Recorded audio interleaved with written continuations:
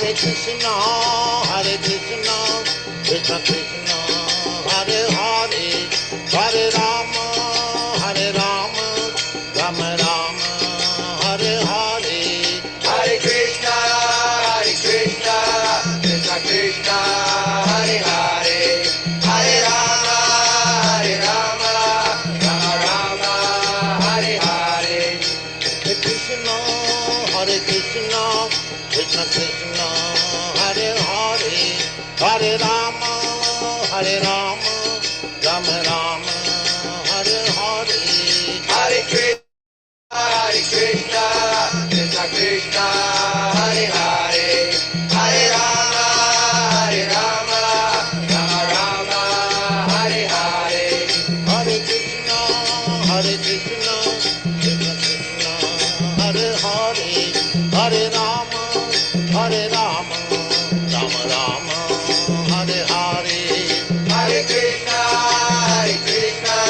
Krishna Krishna, Hare Hare, Hare Rama,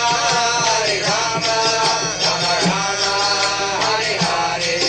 Hare Krishna, Krishna Krishna, Hare Hare, Hare Rama, Rama Rama, Hare Hare. Hare Krishna, Krishna Krishna, Hare Hare, Hare Rama, Rama Rama, Hare Hare.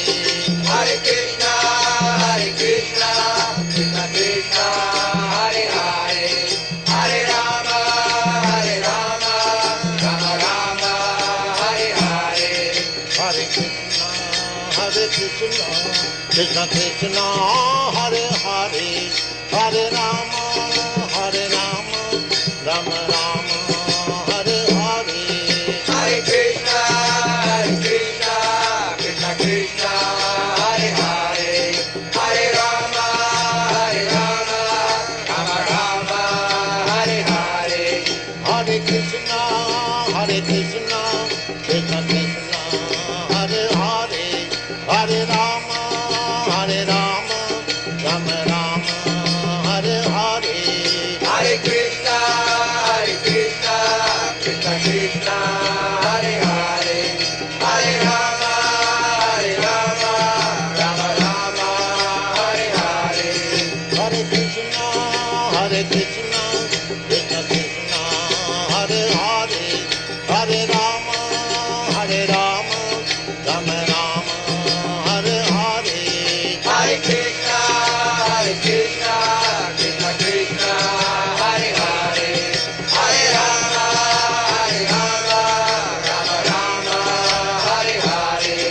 Hare Krishna, Krishna Krishna, Hare Hare,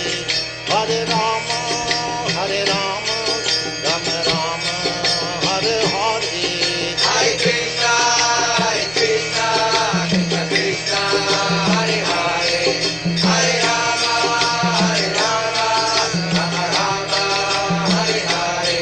Hare Krishna, Krishna Krishna, Hare Hare, Hare Rama,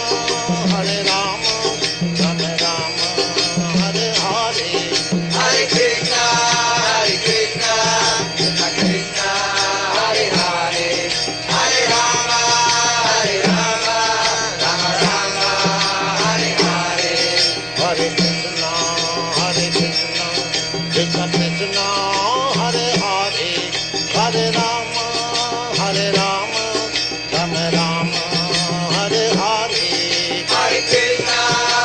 Krishna, Krishna Krishna, Hare Hare, Hare Rama, Rama Rama, Hare Hare. Hare Krishna, Krishna Krishna, Hare Hare, Hare Rama, Rama Rama, Hare Hare. Hare Krishna, Krishna Krishna, Hare Hare, Hare Rama, Rama Rama, Hare Hare. Hare Krishna.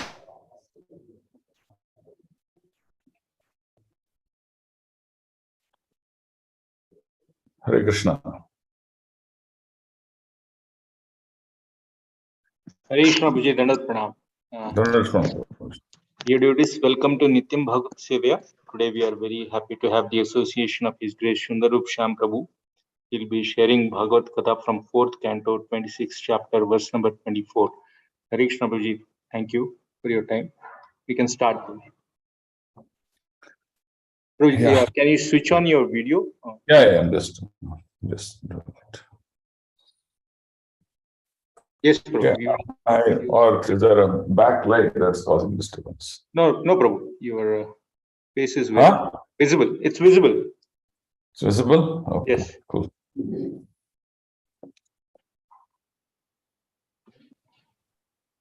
Sorry, I just got 2-3 minutes delayed. No issues.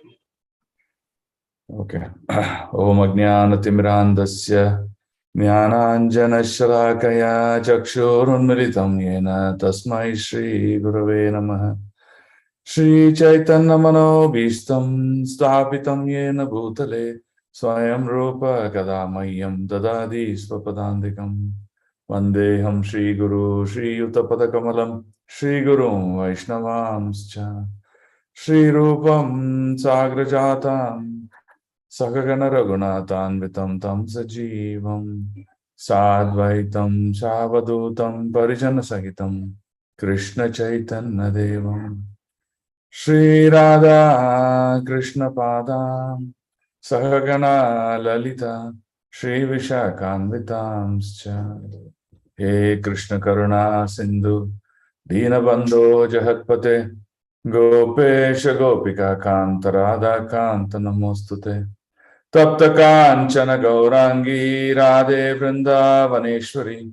Vishabhanu Sute Devi Pranamami Haripriye Namo Om Vishnupadaya Krishna Prestaya Bhutale Srimate Bhaktivedanta Swaminiti Namine Namaste Saraswate Deve Gauravani Pracharine Nirvishesha Shunyavadi Paschata Desatarine Jai Shri Krishna Chaitanya Prabhu Nityananda Shri Advaita Gadadara Shivasadi Gauravakta Vrinda Hare Krishna Krishna Krishna Hare Hare Hare Rama Rama Rama Hare Hare.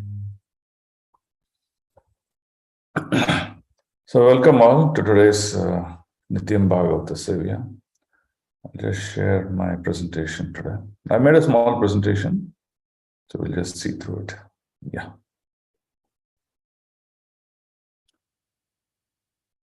Okay, so the sloka given for today is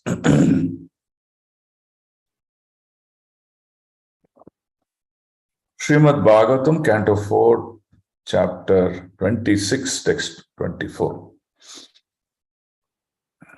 I hope you are able to see the screen. Yes, Prabhu.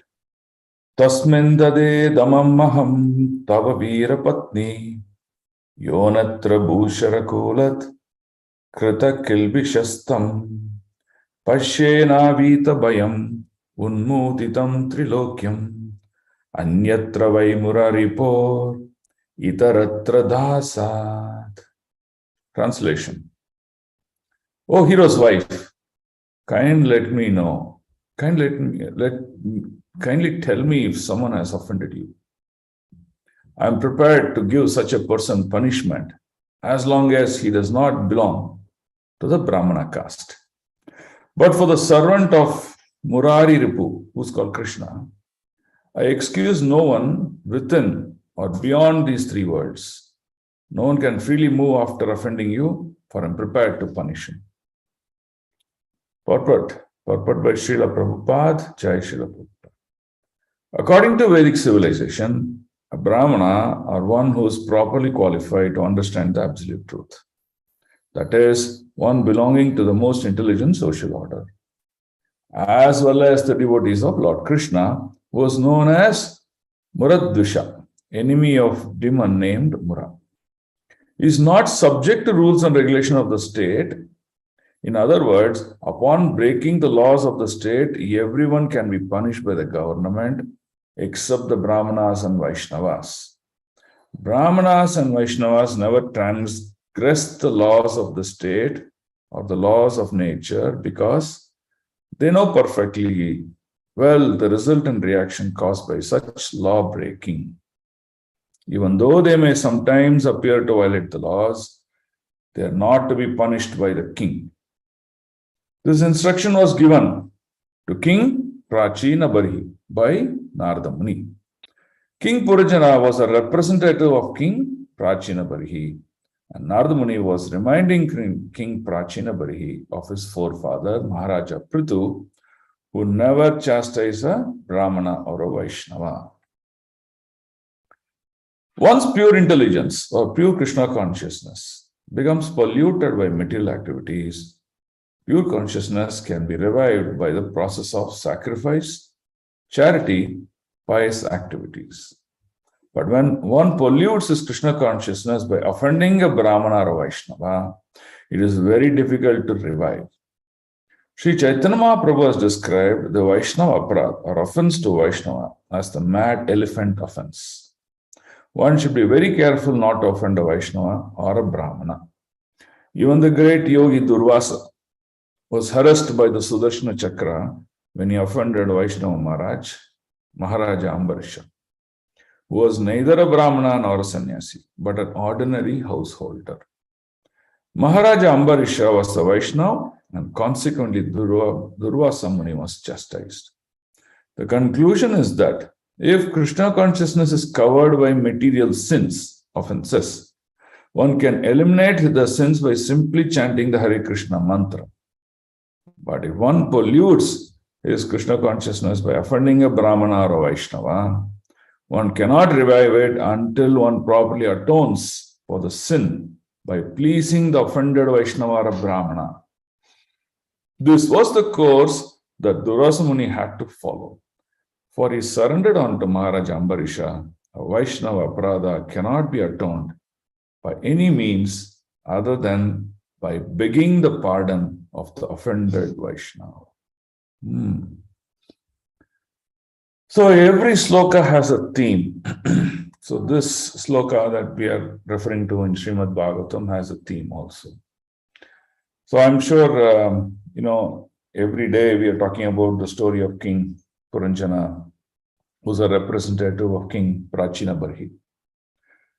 So King Prachina Barhi was, even though he was a king who was supposed to be religious, who was supposed to be virtuous, supposed to be God conscious, and then follow and practice Vedic principles, he was deviating a lot, be it animal killing or so many things. I mean, the story goes long.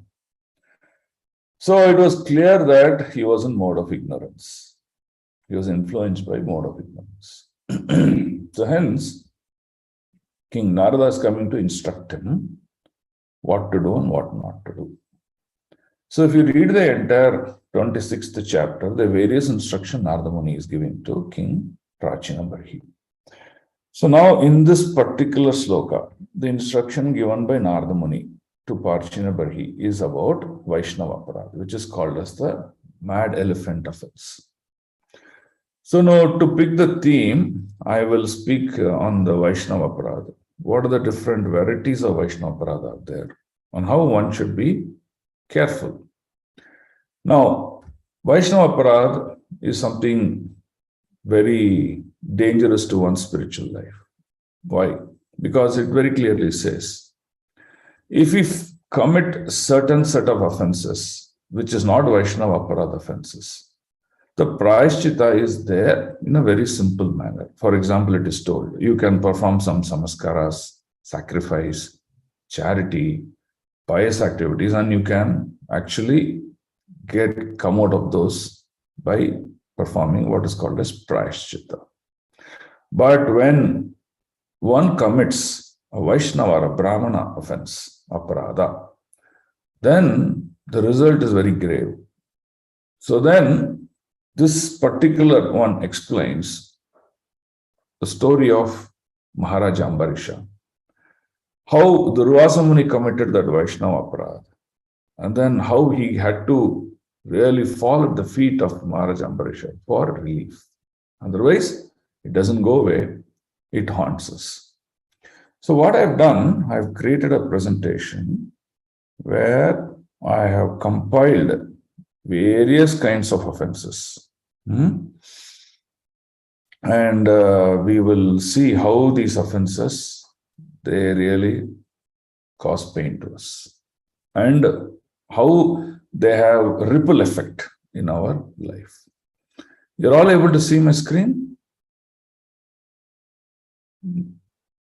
Yes, Hare Prabhuji. Krishna. Yes, Prabhuji. So you're able to see the presentation. So I a lot of content I've written in the presentation, but I'm not going to read all, but I'm just going to give you snippets so that you can understand. Two reasons. One, we don't have so much of time to go through the details. Second, when someone reads this presentation at a later point in time, he gets enough data to understand the pre-text and the post results. Okay. Any action, both gross and subtle, that results in blaspheming, insulting, or harming devotees does not just hurt that devotee, but it hurts the Lord directly. That's the point to begin with. Okay, I'll just read this point. In this world, it is common to see materialistic people criticizing devotees. How, when you do Nagar Sankirtan, when you do book distribution, so many times you'll see it criticizing happens.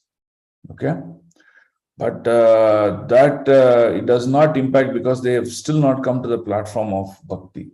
They are in some other platform. But you can see devotees who are starting to practice bhakti on a platform, they also criticize. Yeah, and that's called the Vaishnava, because they've decided to take in the path of bhakti, God realization, but without understanding the dimensions, they're committing offense. It's called the mad elephant offense. So why is called a mad elephant? So Chaitanya Mahaprabhu talks about this mad elephant. So let's say you have a very beautiful garden. The garden has a lot of fruit trees and flowering trees, nice lawns and everything. But if you just let a mad elephant inside this lawn or this garden, it will devastate the whole thing. Okay? That means what? A person who's decorated his life with good qualities, with good practices of bhakti, with good practice of so many spiritual endeavors, can at once be destroyed by causing what is called as Vaishnava. That's why he used the word mad elephant. Elephant is big, massive. And he used the word mad because we do not know what dimension it can cause pain to us. Okay? So now let's ask the question, do we have any relief from such an offense? Why does a devotee first of all offend in such a place? So both these things we'll analyze today. So what I've done, I've taken stories from Srimad Bhagavatam, Chaitanya Charitamrita, Ramayana, Mahabharata, wherever it may be. And there are many stories, but I've picked few. So we'll see the stories in a quick manner, then understand, okay, what did they do? What is the cause and what's the effect? So that way we'll understand Vaishnava Aparadh in detailness. After understanding, we have to internalize in our heart. Keep it very close to our heart. And always have that as a garland around our neck. Never commit this offense. That's important. Okay. Now, why is this Vaishnava offense very grave? First, we'll see that. What does Lord tell in Srimad Bhagavatam? So I'm going to read the sloka from Canto 9, Chapter 4, text 68. Sadhavo hridayam magyam, sadhunam hridayam toham, mad anyattena janati, naham tebhyo managapi. A pure devotee is always within the core of my heart, and I'm always in the heart of the pure devotee. My devotees do not know anything else but me, and I do not know anyone else but them. That is the strongest bond relationship between a Vaishnava and the Supreme Lord Krishna. Okay? That's what he says. Now, what did Chaitanya Mahaprabhu say? Chaitanya Mahaprabhu very strongly recommended that one should not commit any offense to a Vaishnava or a devotee. So this is called as a mad elephant offense. We already discussed that. The point to conclude is the association of devotees is an integral part of Bhakti Yoga. That is our path to devotion, to reach the lotus feet of Lord Krishna. Now, the beginning Adau Shraddha Sadhu Sangha. That Shraddha we say, that is the faith. That's the faith as a starting point in Bhakti. So for us to practice and progress in Bhakti Yoga, we need the blessings of these Vaishnavas. When these devotees bless us, our spiritual journey is steady state and nourished. When we do not get the blessings of these Vaishnava, then our devotion will be devastated. That's the point to understand. Why? The devotees are very dear to the Lord.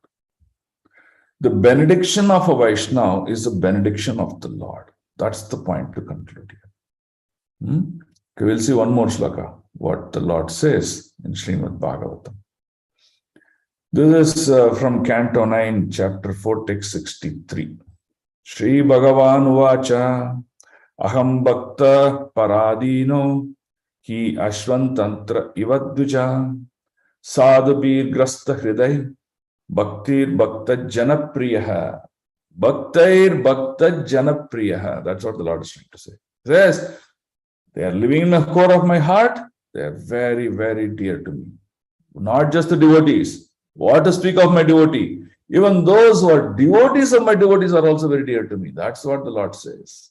We have Chaitanya Mahaprabhu saying, what does he say? Gopir Bartur Padakamalayor Dasa Dasanu Dasa.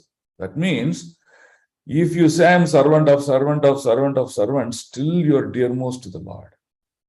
That's what the Lord considers. That's the proof that this sloka is giving. So now, what do we need to do? We need to perform actions, both manasa and vacha, that will be extremely favorable to devotees. We cannot perform actions that are dangerous or harming to devotees. So every day in Guru Ashtakam, what we sing? Yasya Prasada Bhagavat Prasada. That means what? If I worship my spiritual master, who is a representative of the Supreme Lord, then Lord favors me. Now, what will that favor do to me? It is so valuable, that favor. It helps me to connect to the Supreme Lord and complete my spiritual journey. That's the power of this Vaishnava's blessing, right?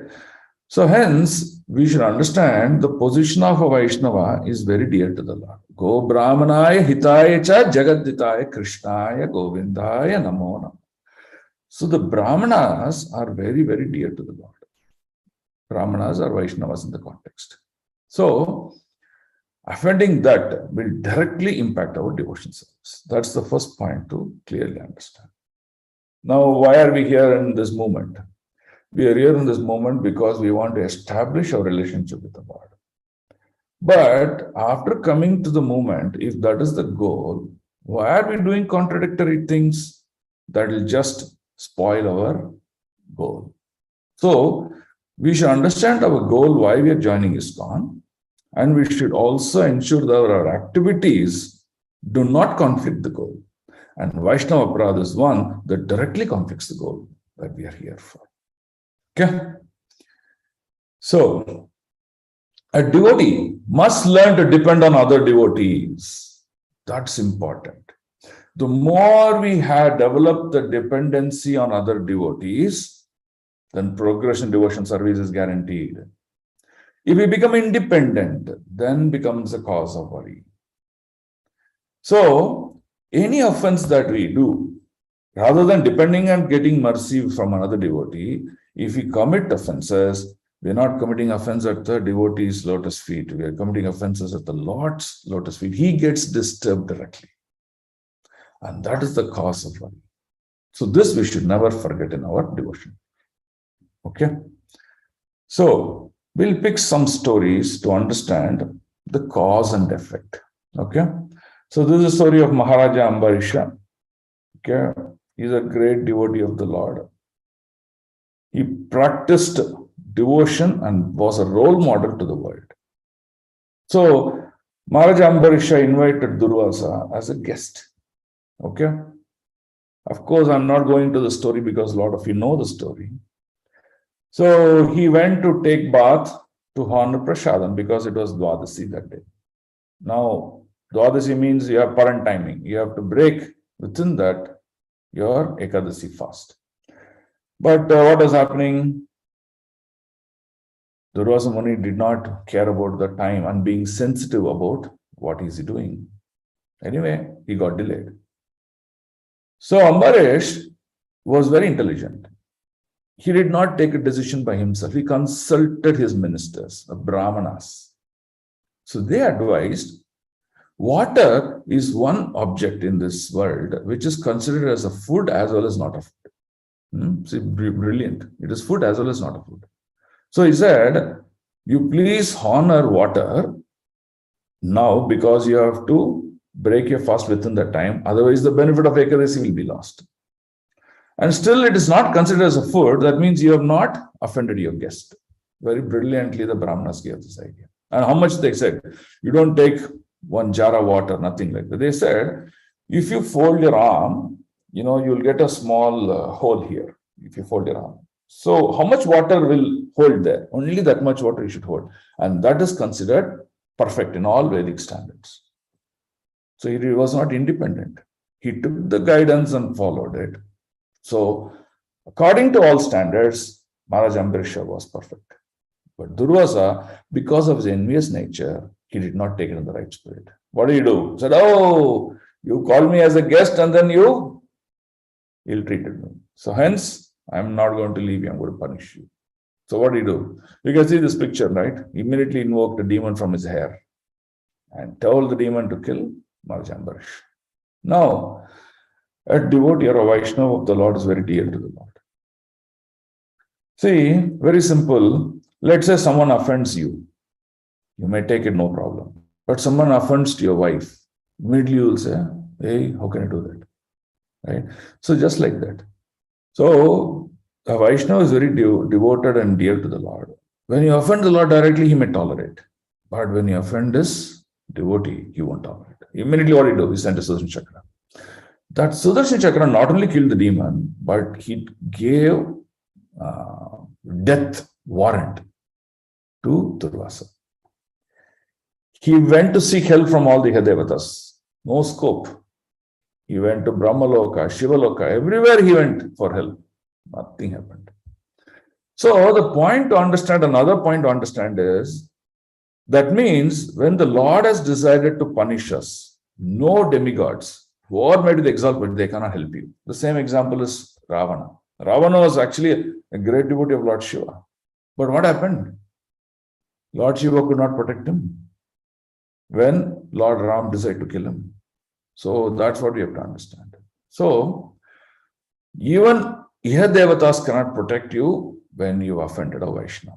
That's the point. That means there's no solution technically. Right? Now what happened? He could not solve. Then he finally went to Vaikuntha Loka. He fell at the feet of Lord Vishnu. Please save me. He said, no, I can't save you because you've done a grave mistake. The only solution for your mistake is go fall at the feet of Maharaj Ambarish. If he pardons you, you get your life back. So what did he do? He had to keep his false ego and fell at the feet of Ambarish. Right? But you look at the quality of Ambarish. A Vaishnava is such a great in his quality. He immediately did not take revenge. Oh, it's my turn, I will take revenge. He didn't do that. What did he do? He prayed to Sudarshan, please spare him. And that's the good. That means Vaishnavas are always well-wishers rather than anyone else. That's the point. So the conclusion of this pastime is, even the Lord doesn't forgive one who has offended his devotees. One can be relieved from the effect of Vaishnava Aparadha only by begging forgiveness directly from the devotee who is offended.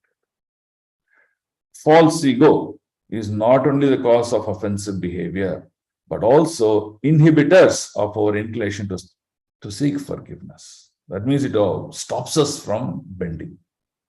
But if we keep aside our false ego and humble ourselves, that means become humble in our the way we approach, then become recipients of mercy of the Lord, recipients of mercy of Vaishnavas. That's the key takeaway out of this story. Chaitanya Mahaprabhu told, the humility of a devotee attracts me so much. It breaks my heart. So, humility and false ego, they're opposite. They don't go together. They're exactly opposite direction. Rather than developing ego, let us develop humbleness so that these things don't disturb us. Okay. Let's take the second story. Right? This story is, you must know, the story is a story of King Jadabharat. Not King Jadabharat, Jadabharat. Okay? So we all know Jadabharat was a great devotee of Lord Vishnu. Now, he's already realized soul.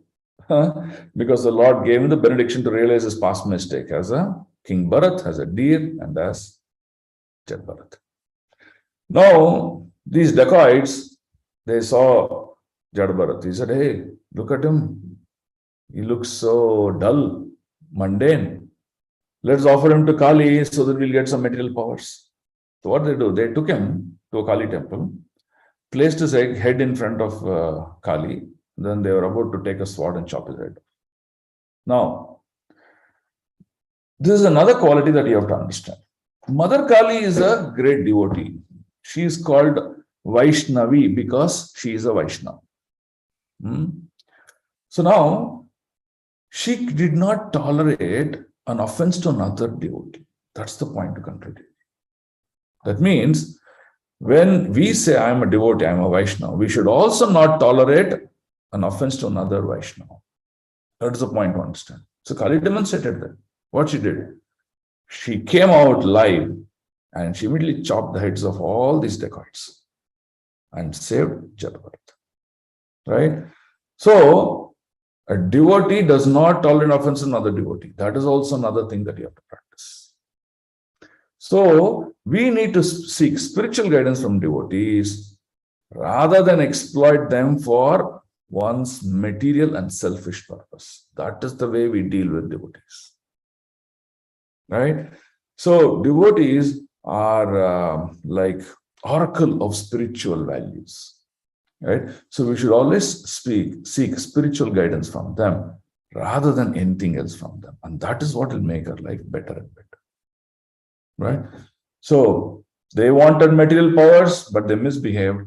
Vaishnava Aparadh, what happened? They lost their life only.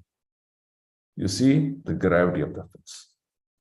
Okay, now let's look at another flavor of Vaishnava Aparadh. Okay, so this Vaishnava Aparadh is about how you need to tolerate. How you need to be careful while dealing with someone whom we think he may not be a devotee. Right? So you see this picture. This picture is Rahugana. So what was Rahugana's problem? He was asked to carry a palanquin by a set of people. And Jadabharat was one of them. You can see this picture is Jadabharat here. Okay. But what happened to Jadabharat that day? While he was carrying the palanquin, he was very careful not to step on the ant to kill them. So he was a little bit jolting himself while walking. So that caused a jolt to Rahugana. So he got angry. How dare you behave like this? He immediately threatened him that I'll punish you, I'll kill you, all sorts of things. Right? Now, what was the answer of Jadabharat? He did not react. He did not react. Oh, I will see how can you kill, I will retaliate. No, he didn't do that. He said, I'm a self-realized soul. That means I understand Aham Brahmasmi. That means I'm not this body. I am just a life force living in this body, using this body as an instrument for self-realization. He says, what's the use of punishing me? There's no use of punishing. When he said that, Rahugana, king, he understood, oh, I've committed a big offense against a saint. So what did he do? He just came out of his palanquin and immediately fell at the feet of Jadabharat. He apologized, and he not just apologized from his mouth, he apologized from his heart. And that is the way to seek forgiveness for an offense done knowingly or unknowingly against a Vaishnava. Right? So this is a story that tells Vaishnava offense and the solution. So what do you do? By honestly repenting for one's forgiveness, for one's offensive act, and sincerely begging forgiveness, the offender will be relieved from the grave reaction of Vaishnava. That's exactly what King Ravana did. So that means he was a learned man. He might have made a mistake, but he was a learned man. He knew the conclusion of Vedas, so he acted accordingly. Right? So that's what we learn from King Rahugana traveling on a palanquin. Okay. In our life also, we may come across many situations where we accidentally, knowingly, unknowingly, we commit an offense. And we have to follow the principles of King Rahugana, how he went and pleaded mercy and forgiveness for his act. Right? So that's the important thing. Okay, we'll see some more examples. Callous attitude leads to chain of offenses. This is a bigger problem. Now, the picture here in this, you can see this is a place where a big yajna is supposed to be performed.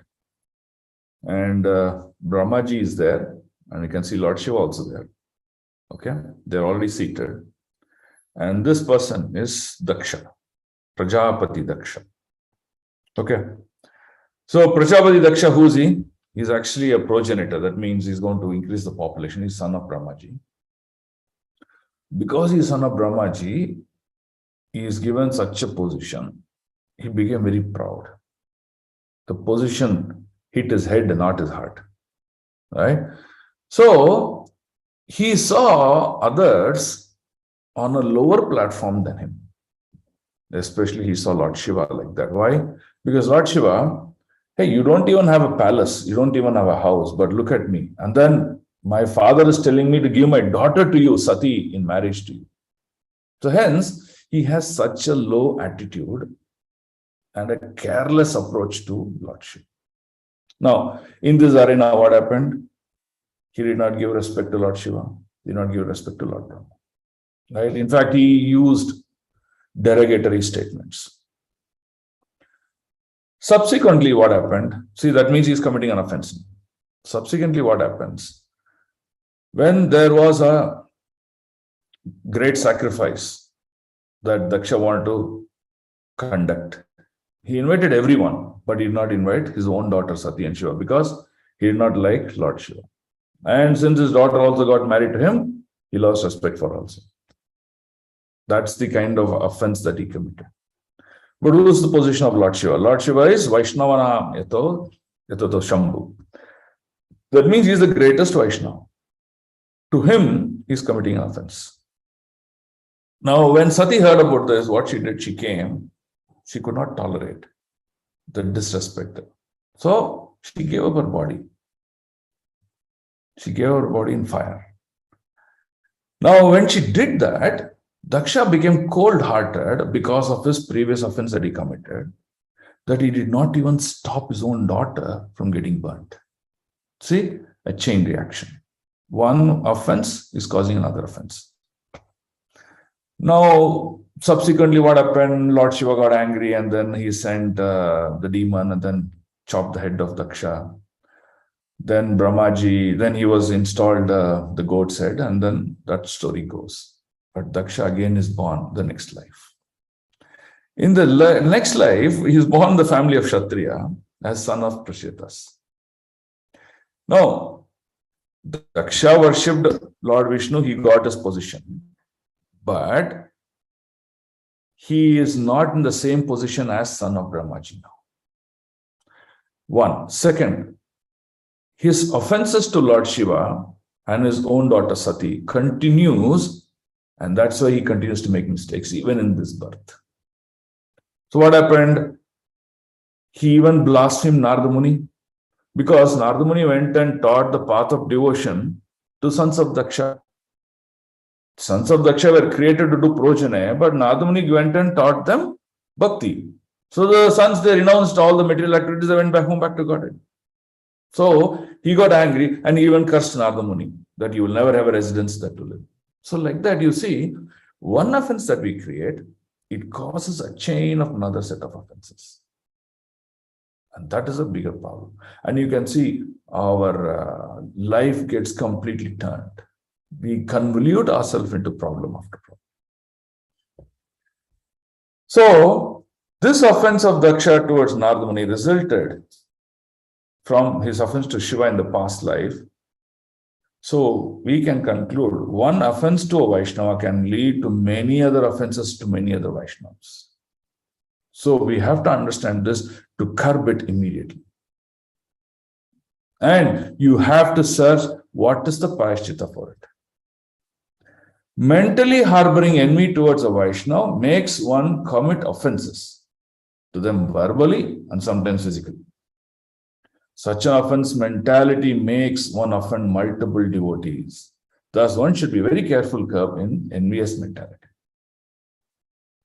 Lord Kapila, an incarnation of Lord Vishnu, taught, even if one flawlessly worship me with perfect paraphernalia, okay, as prescribed in the Shastras. But if he offends and hates my devotees, then all the oblations means offering.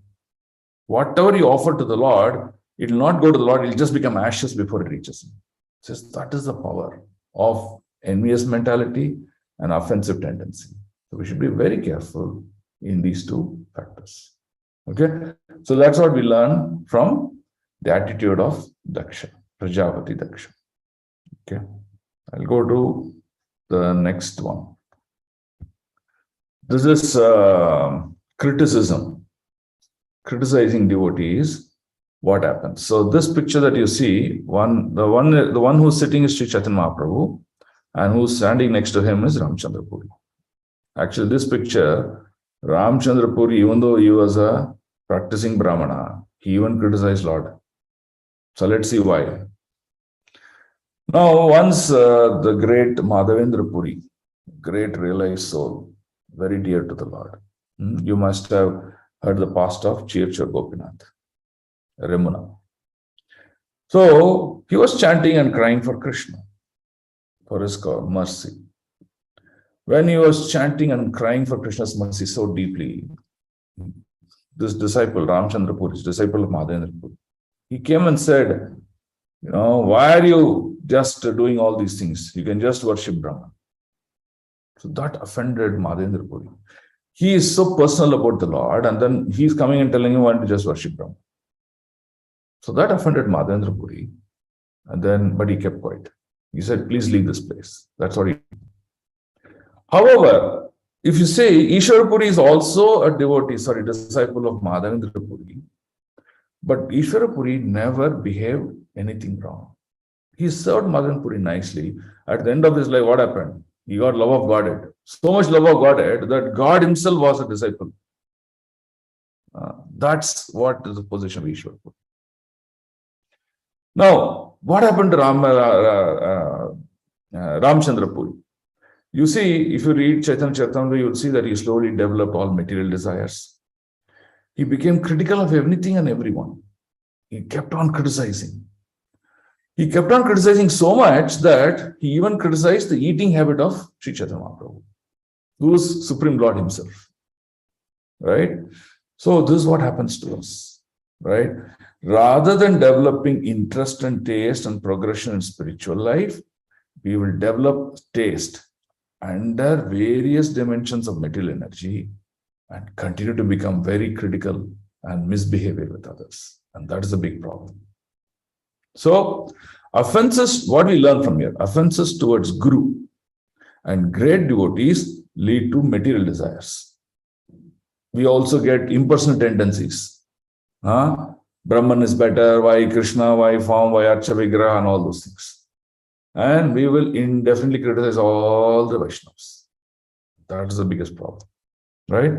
So, Tadvidi Pranipatena Pariprashnena Sevaya. Pleasing Guru, with doing menial service, you get love of Godhead. Why? He benedicts love of Godhead.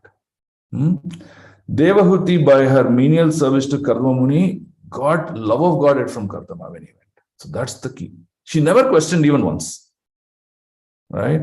So, we need to learn how to render service to Guru rather than finding fault with Guru's action, because Guru's action is beyond our understanding. So you can have a clarifying conversation with Guru, but we should never become critical or in any other modes in dealing with Guru. Right? So that's what we learn about the story of another flavor of Vaishnava.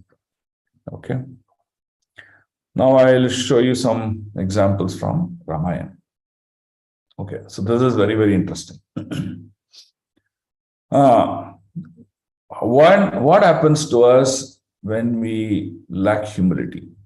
See, sometimes in our dealing, there is what is called as a subtle misbehavior and gross misbehavior. So this example is a subtle misbehavior. So let's see what happens. You know the story that Lord Ram and Lakshman, they came to forest. They wanted to seek the help of Sugriva because they have to go to Lanka, win the war. So when they came to meet Sugriva, Sugriva received Lord Ram very nicely. He offered a seat to Lord Ram, but he thought Lakshman is anyway a servant of Lord Ram, so I don't need to offer seat to him. So he just kept quiet. But looking at that scene, Hanumanji, who's a realized soul, he couldn't tolerate it. What did he do? He broke one of the branches, the big log, a trunk of a tree, and then brought it and helped Lord Lakshman to sit on it. And Ram, when he saw that, he said, "Oh, Hanuman, you're very intelligent. You're very sensitive about these things." And he really appreciated Hanuman in his heart. Right? But Lord Ram made a note of misbehavior of Sugriva. Now, you know the story that Sugriva had to win the war with Vali. So Ram said, "I can kill Vali. You go fight with him." The first fight, Ram did not do anything, but in turn, what happened? Vali hit Sugriva so badly, almost to death. Then Sugriva asked, why didn't you help me? He said, "No, I couldn't identify you. So what should I do? Better you wear a garland." So he told him to wear the garland offered by Lakshman. So when Lakshman offered the garland to Sugriva, he fell at the feet of Lakshman. See, whatever may be the position, humility is very important. And he made him to humble himself in the feet of Lakshman. And then you know the story. So the Lord always teaches us a lesson when we become offensive, when we become disrespectful, and we lack humility. So a Vaishnava means being watchful about all these things in all dimensions of life. Okay. So let's see another story. So this story is about Mother Sita, again from Ramayana.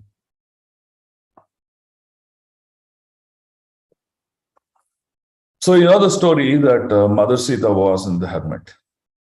Of course, they were Ram, Lakshman, Mother Sita, they were living in the forest and they had a small hut. So the story is Ravan wanted to kidnap her and Lord Ram, went to kill the deer, the golden deer, Marichan. Now, at that time, what happened? There is a scene that happened, but what is the result of the scene we will understand previously. When they were in exile, King Bharat, he came to meet Lord Ram and plead forgiveness for what has happened. Misbehavior of Mother Kaikeyi on Lord Ram. At the time, Lakshman, rather than analyzing, he concluded that Bharat is coming to kill Lord Ram to re-establish his position. So what did he do? He immediately went to Lord Ram to seek his permission that I will ensure that I destroy the army of Bharat and I'll punish Bharat for his act. But Lord Ram is Antaryami, he knows. He said, "No, please wait. Don't be in urgency. Don't doubt everyone. Otherwise, you will pain the heart of others. Being judgmental and being critic is very painful to others. So we should never do that." And that's the lesson Lord Ram is trying to teach you. But actually what happened? Bharat did not come as intended by Lord Lakshman. He came, he surrendered himself to Lord Ram, took his blessings and went back to Ayodhya. So Lakshman saw that saying that, "Oh, I made a mistake." But subsequently, in the scene where Ravan is coming to kidnap Krishna, Mother Sita, and Ram is also not there because he went to kill the deer. At the time, there was a sound and Mother Sita is telling Lakshman, go please help my Prananatha, Lord Ram. Looks like he's in trouble." So at that time, Lakshman says, no, I'm not going to leave you alone and go. At that time, she makes the comment that you have ill motivation that I'm alone. And that pained Lakshman so much. So you can see that when we have intentions to pain others in the heart. This is a subtle form of Vaishnava Aparadha. We will also be pained in our heart in another situation in order to make us realize. So the pain one experiences when someone doubts one's intention is very, very intense. Therefore, one must not unnecessarily doubt Vaishnavas and thus offend them. Better give benefit of doubt before judging a Vaishnava. So that's the lesson that we learn out of it. So if you look at it, I try to compile various types of Vaishnava offenses, subtle and gross, what reactions it can lead to, and how one can be careful not to commit those offenses, and also the prayashchitta, right? How I can wash myself of such an offense. By the mercy of that Vaishnava, by the mercy of the Lord, so one can practice. So here is my conclusion. Disrespecting a devotee is an offense. One must cultivate a culture of respect towards other devotees. There could be circumstantial situations, disagreements, fights, opinions, but we should be very careful, right? Now, what happens to our bhakti? So we are all practicing bhakti. We are walking the ladder of bhakti to reach the lotus feet of the Lord. Now, such efforts that have been made and bhakti is grown, right? Immediately, that bhakti gets devastated by that offense. The Bhakti Lata Prija, which grows in the heart of a devotee, it grows taller and taller and taller, penetrates through all the layers of this material and reaches the Vaikuntha Loka and falls at the feet of Lord Krishna. That is how the bhakti has grown. But by committing an offense, that creeper of bhakti can just dry up in a day. That's the biggest problem. So we can see there are many such stories that reveal the grave consequences of offending devotees. Even if a Vaishnava does not take an offense seriously, an example is Durvasa and Ambarish. Ambarish did not take the offense, but Lord is displeased. And the offender's taste in Krishna Bhakti will be diminished. You will see there's a reason that he gives to perform Bhakti. The eagerness and enthusiasm of the offender to chant the holy name of Krishna, to hear the pastimes of Krishna, will become weak by offending devotees. Taste is gone. Also, the more serious the offense, the more dampers spiritual advancement. So Srimad Bhagavatam says, this is from 10th canto, 4.46. Ayu Shriyam Yasho Dharmam Lokana Ashisha Evacha Hanti Shriyam Sicharvani Pumso Mahar Atikramaha. When one offends great souls, his lifespan, not only is, let's say he's only for 100 years, will become 40 years. Opulence, reputation, religion, possessions, and good fortune, everything is destroyed. So that is the power of Vaishnava offense. It is so powerful that it may destroy anyone from that state there. So if we are intelligent, let's be careful about offenses. So here is the key takeaway from all this discussion. One should be very careful in dealing with Vaishnavas and avoid offenses. The Lord is willing to excuse an offender, provided we repent for our offense very genuinely. We repent, we beg forgiveness from the deep of the heart, not from your lip service. So that is important for asking enough forgiveness. Apart from seeking forgiveness, one can also render service to the devotees whom he has offended. So that way, we can just please the devotee of his offenses. So that way, he awards mercy rather than he getting disturbed in the heart. One should also try to see the good qualities of those devotees and glorify them. When you glorify them, always appreciate from your heart. Do not glorify just because, okay, everyone's glorifying, I also glorify it, so I don't want to be bad. Don't do that. Always appreciate from the heart. Okay? Well, offenses to devotees hamper one's spiritual advancement, which is true, but the blessings of a devotee can help us advance in spiritual life phenomenally. So, it's always good to seek blessings of Vaishnavas assist them and help them rather than committing offenses at their lotus feet. So this is the key takeaway. Now, the instruction of Narada Muni to King Puranjana is about this portion of Vaishnava offense. So he's telling the cause and the reactions and how one should not do it. So this is what we learn out of this 4th canto, 26th chapter. Okay. So I end my presentation on the mad elephant offense. So we can take questions. Thank you. Hare Krishna. Hare Krishna, Prabhuji. Thank you very much for the wonderful and engaging presentation. I think the key point here is from the various pastimes, the subtle points of how an unknowingly committed offense can lead to a reaction is very beautifully brought out. And of course, you have wonderfully summarized the key takeaways. Devotees can unmute themselves to share any reflections, or if they have any questions, please ask Prabhuji. Hare Krishna. Hare Krishna. Hare Krishna, Sundar Prabhu, Dandavad Pranam. Thank you for Yes, wonderful Prabhu. class, Prabhuji. Prabhuji, I have one doubt, Prabhu. So typically, when we are doing seva together, so that time there are a lot of interaction happens between devotees, especially when we actually take decisions or when we discuss about one specific seva. So that time disagreement happens, and that time maybe one devotee out of not due to enough experience or because of a lack of maturity, he or she may or may not agree. But eventually we have to stress upon our point how this should be done, and because our interest is to do the seva properly. So that time, knowingly or unknowingly, there may be the devotees may get offended because they feel that they are not heard and all those things.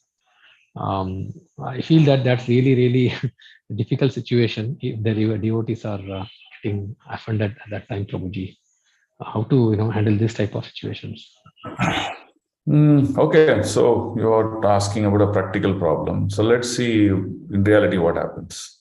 Okay, so first of all, let's understand what is a Vaishnava offense. Vaishnava offense is an offense that is done with a malice intention. That means our intentions are wrong. That means we don't like it, or we have envious on that person, and then we want to harm that person. That is called malice intention, right? So now I'm not even talking about the action, I'm talking about the intention. And with that intention, I do an activity that becomes a Vaishnava. Okay, so that's the first thing we have to clarify. Now, in our day-to-day dealing, be it administrative, not administrative, or performing a seva, there could be certain disturbances. Okay. Now, the simplest way is when there is a disturbance, we should take the first step to put the disturbance down. We should not escalate the disturbance so that it grows out of proportion, big in size, and causes a problem. We should be very careful with that. We should make an attempt to put down the disturbance and always choose the mode of education. That means highlight, Prabhuji, this is not what you think. This is the reality. This is how we will go. Be in an educative process to have your conversation. But however, what happens, some of them are juniors, some of them may be a little bit impulsive. It is their nature.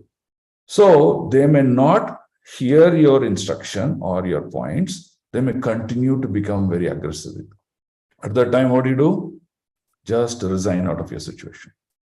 You can take an excuse and say, Prabhuji, I'll just come back. Resign out of the situation. Give the time to soothe, and later on, you can strategize how to solve the problem. Either you can directly solve, or use a third party, or use a senior Vaishnava, and then solve the problem. So these are the two things that you have to practice. Make a sincere attempt to educate, not in the malice mode. Hey, how come you shout at me? I'll shout at you. No, not in that mode. Educate the process. Second, if it doesn't work, if the situation goes a little bit out of control, in the first instance of the, please resign, leave the situation. That is how you protect yourself. It is just that transitional nature in that situation that one becomes aggressive. Sometimes there's also body chemistry. It could be certain hormones that are getting generated. He may become or act like that. It could be that also. Or it could be that he's going through a past situation. 2 hours back, he had a tough thing, something he practiced. So he's mentally disturbed. Many situations lead to one to behave very aggressively. So let's not go into those details, but let's understand there's no malicious intention. But let's go to this in an intelligent manner. So devotees are very intelligent. So you should use intelligence to solve the problem rather than impulsive nature. Impulsive means reacting like that. So don't react. Does it help, Prabhu? Yes, Prabhuji. Thank you very much, Prabhu. That's wonderful practical insight. Thank you, Prabhu. Yes, Prabhu. Thank you. Prabhuji, Hare Krishna. Yes, Prabhuji. Dandavat Pranam, Prabhuji. Thank you for the wonderful class. Beautifully heard and as put up multiple points across how various offenses are done. Prabhuji, I just wanted to make a small comment. This is something that I heard from one of the class by Maharaj, where Maharaj has explained about this mad elephant offense. And there was an actual example that had happened when some devotees were followed by a mad elephant. Okay. And then one of the devotees remembered in his old earlier days, in the childhood days, where somebody had said that how to protect from mad elephant who's running behind you is go downhill. So when they went downhill, and the elephant, because of his heavy weight, he could not follow because he will be imbalanced. So then Maharaj gave this realization that this is exactly what we have to do. When offense is happening, we have to go downhill, which means we have to humble ourselves. More humility is the only way to, come out of that offense. So that's what Maharaj is. I thought I'll just share with you. Fantastic, excellent. You have to take a lower position at that time, correct? Yes, yeah, exactly. Very good. And the point which Maharaj is telling is practically possible. You can try it. Rather than you also increasing, you just become lower, humble, you'll solve the problem. Excellent point. Thank you so much, Prabhuji. Thank you. Hare Krishna, Prabhu. Dandavat Pranam, Prabhuji. Thank you very much for the class. Prabhu, I have a practical problem. I see non-devotees, youngsters at home criticizing Vaishnavas, and I feel very scared for them. So, and they are not in a position to listen also. So, can I do some prayaschitta on their behalf? See, if you do prayaschitta on their behalf, it may give a very temporary relief. It won't give a long-lasting relief because the person who's committing has to do the prayaschitta, right? So now they're not in a mood to do prayaschitta because the mood for them is in the mood of ignorance, and then they're very aggressive in nature. So the best way is educate them through short stories and examples when they have calmed down. When they're in aggressive state, don't try to educate them. Nothing will go into their head because their ego is also, taken Vishwarupam. So when they're in a calm state, when they mellow down, at the time, give some good practical moral value examples and slowly tune their mind. When they tune their mind, when they understood, oh, I'm committing this offense, this is a problem for me in my life, that is when they will repent. And that is what will make them to come out of this. So you have to do that, Mataji, rather than you doing prayaschitta. You doing prayaschitta will give some relief, but it won't help much, Mataji. Thank you, Prabhu. Thank you very much. Hare Krishna. Hare Krishna, Prabhu. This is Gaurachandra Gopinath. Yes, Prabhu. Hare Krishna. There are wonderful class. Thank you for that. Example from Ramayana and Bhagavatam. There are 2 takeaways for me, Prabhu. One is that how multiple effects Vaishnava Aparadha can multiply from Daksha's story. That's inspiring. Second thing is that even mentally offense. We say Kali Yuga, there is no mental offense, but it will invariably come out as a verbally or physically later point in time. So even how mentally one does Vaishnava Aparadha will really impact. That was really takeaway for me.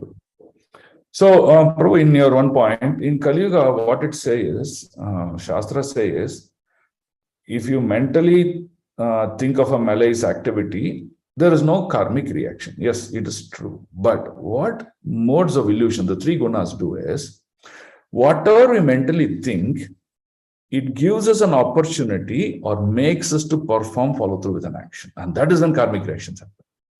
So we have to be aware of this. Whenever we get such mental thoughts, become intelligent, to take away that from your thoughts and then do something else. That's why Prabhupada said, whenever you get disturbed, take Hare Krishna mantra and chant. What are you doing in Hare Krishna mantra and chant? Oh Lord, please accept me as your servant. Please award me love of Godhead. Please engage me in your devotion service. So that means it will actually break that mental thought and get you onto platform of Sattvic. So that's why, great devotees have given beautiful solutions. Simple but beautiful solution. We have to grab that and then follow it. Thank you, Prabhuji. Thank you. Hare Krishna, Sundar, Rupa, Prabhu. Wonderful. Hare Krishna. Yes. Wonderful class, Prabhu. Thank you. Thank you so much. Anytime I understand theory, but I'm finding it difficult to practice. But thank you for guiding. Thank you, Prabhu. Always welcome, Prabhuji. Hare Krishna. Prabhu, Hare Krishna, Dandavat Prabhu. Hare Krishna, Prabhu, Dandavat. Yes, Prabhu. Prabhu, one small question is it?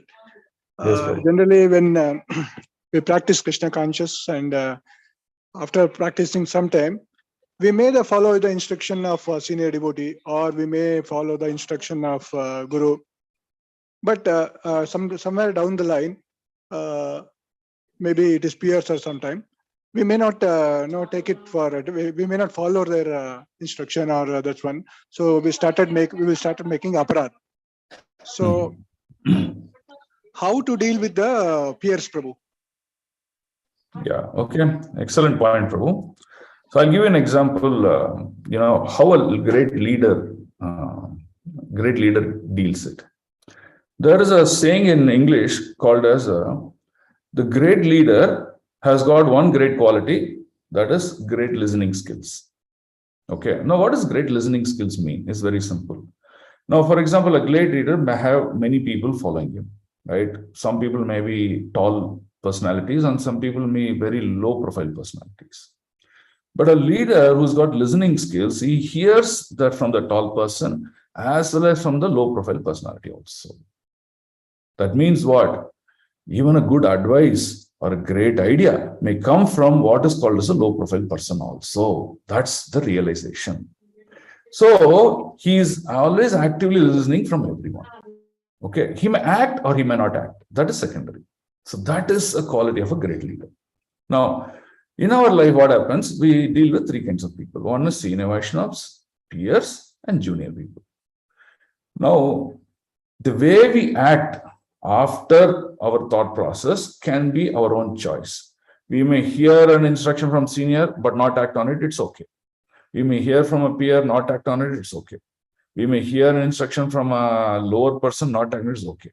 But what we should be careful is we should hear and listen to every point that has been made at all levels. Using our intelligence, we can disposition them.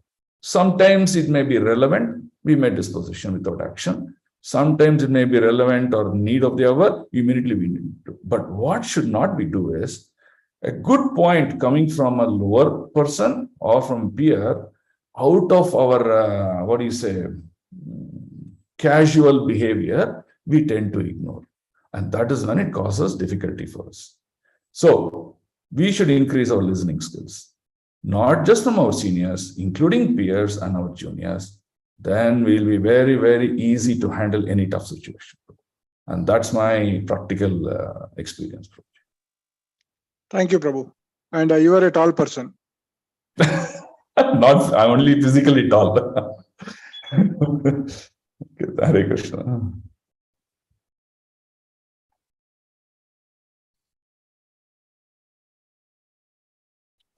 Any other questions? Hare Krishna, Prabhu. Thank you for the wonderful class, Prabhu. Because of this, so much we could learn, Prabhu. Thank you so much. Thank you. Hare Krishna, Prabhuji. Dandavat Pranam. Thanks for the wonderful class. You have comprehended everything so nicely. So thank you so much, Prabhu. These reminders are very much needed for me again and again. So at any cost, there should not be any offense. That should be the, because there are so many points. Keeping remaining all the points may be difficult, but at the core of the heart, I should decide no way I offend anybody. That's all. So if that is there in the heart, then things becomes much more easier, I guess. Yeah. So they will learn one point, Prabhuji, Sachitanya Prabhu, since you brought out no offense. So I'll tell you how that happens. We have a chariot where Arjuna is standing as a warrior and Krishna as a charioteer. Now, what does this represent? It's very simple. It is the same instruction Narada Muni is giving to King Puranjana. The chariot is nothing but our body. Okay? The soul, who's like Arjuna, who's sitting in the chariot. The driver of the chariot is the super soul, which is but Lord Krishna. Okay. So now there can be two scenarios here. Okay. The two scenarios are the soul is telling the charioteer, the super soul, do like this, do like that, do like this. This is what our mind does. Okay. Clearly karmic activities. Second option is hear from the charioteer, like Arjuna hearing from Krishna. Who's the super soul? Hey, what should I do? Where should I go? How should I go? Now, go back to Mahabharata. What happened? In the first scene of Mahabharata, Arjuna is telling Krishna, you take me around. I want to see the entire army. I want to assess how do I fight? How do I win this war? Who are my opponents? Everything he's want to do. So he's telling Krishna, you drive. Now, first, Arjuna is telling what to do. But what happened? He became very grave. He became very difficult. Karpanya dosho pahata swabha. He became miserly. He cried, sir, why should I fight this war? I'll become a beggar. I'll go to village. I'll do all these things, he said. Now, this is the problem of us. This is the situation that we are in. Now, what happened? Lord, he stood up and he said, okay, now I'll speak to you, Arjuna. Arjuna was in a mood receptive because of bhakti to the Lord, so he took his instruction. So similarly, our devotional practice will make us to listen to the Lord who's sitting as Chaitya Guru in our heart. So now, when Krishna spoke to Arjuna, what happened to Arjuna? He became perfect man. He took his Gandiva with great valor and confidence. He won the war. So similarly, if we are receptive to hear the Chaitya Guru, then we can also make our life successful. There will not be any offenses we will commit because always Lord is telling us, don't do this, don't do that. He'll direct us perfectly. That's the point. But how do we get that? We'll get that is by sincerity in our sadhana, in sincerity in our devotion service. If we do our sadhana and devotion service sincerely, then you see all these things are helped, directed by our Chaitya Guru on us, and our life will be successful. So that is the key point. If we understand this key point, you will see every aspect of devotion is very simple. If we don't understand this key point, then we'll keep on committing mistakes everywhere. We'll suffer, we'll cry, we'll have more enemies, we'll have all sorts of difficulties. We'll never be able to cross the ocean. That's the point to understand. And that's the key takeaway. Thank you so much, Prabhu. Thank God I didn't miss this crux. Hare Krishna. Okay. So if there aren't any more questions. Prabhuji, one small question. Yeah. Sorry if you have. Prabhuji, now within the context of I might commit some aparad if one becomes reserved. So rather than indulging and associating, if one takes a step back and says, okay, no, what if I commit an aparad? I might take a step back. Is that a good situation, Prabhuji? No, that is never good. Krishna conscious to be performed joyfully. Krishna conscious is not an act of cowardice. Krishna conscious is an act of joy and happiness. That means you come, you associate, serve, have a very, very good, wonderful time. That's Krishna conscious. So that's why Rupa taught us dance in front of the deities, sing beautiful kirtan and bhajans in front of the deities.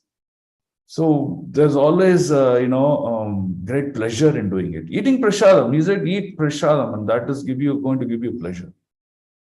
So there is nowhere in Krishna consciousness it tells, oh, you'll be sad, be a coward, don't do anything, remove your mustache, remove your prowess. No, that is not the way to understand Krishna consciousness. So the point to conclude is, be very friendly, be bold, come forward, do your seva, great association, have wonderful relationship. Yes, but everything in a positive manner. While you do this, just be aware of your environment. If there is a critical situation for you, that is when you become alert and act accordingly. Otherwise, Krishna consciousness is a very, very joyful thing to perform. In fact, it is one of the most sweetest thing in our life.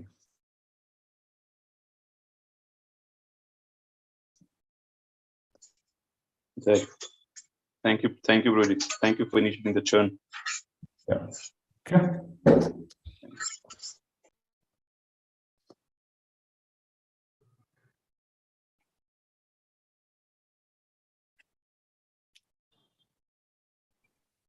Yes, there's a very good point. We should avoid offending our near and dear also. Yes. So this is one statement made by our Guru Maharaj, my Guru Maharaj, in fact.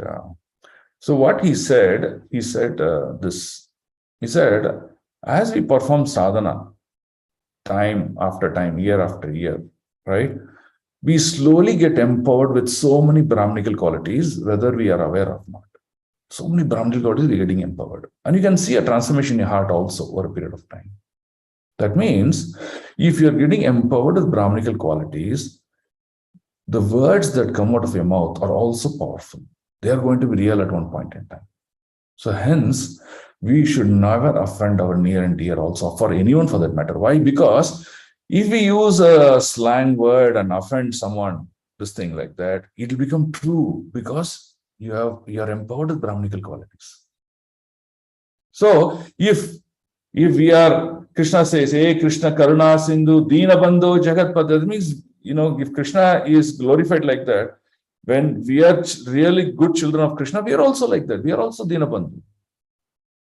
If we are really a welfare for this entire world, we should stop offending even anyone else, other Vaishnavas, dears, people at home, our friends, whoever it may be. We should always show compassion by forgiving them moving forward.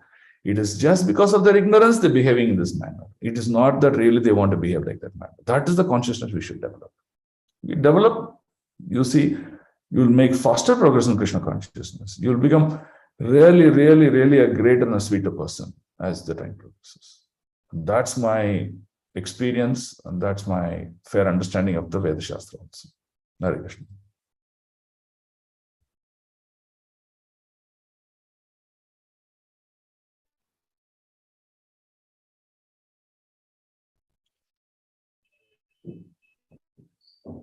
Okay.